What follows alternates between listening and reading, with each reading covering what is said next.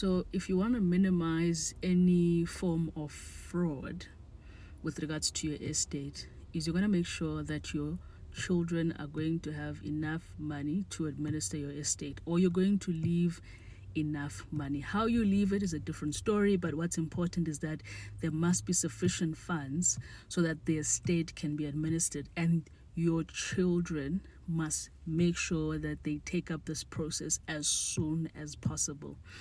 The reason why all of a sudden there are fraudulent wills that come about, or there's fraudulent information at the master, fraudulent transfers of properties, is because the administration process is not taking place.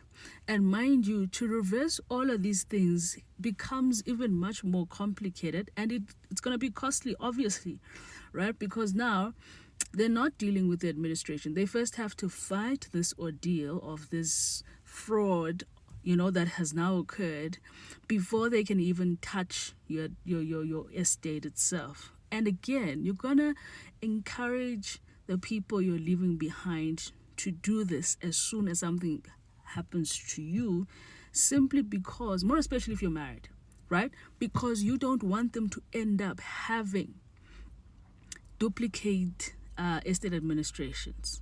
So if you're leaving a spouse behind with children, that spouse must do what is necessary to administer your estate.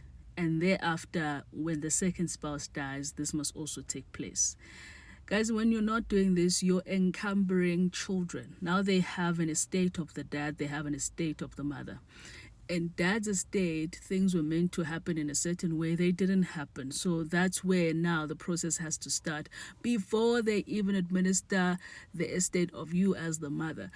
Stop leaving complications. Talk to children, leave enough money, and encourage them to start the administration process as soon as possible, because the problems, the fraudulent activities over there, they're way too many.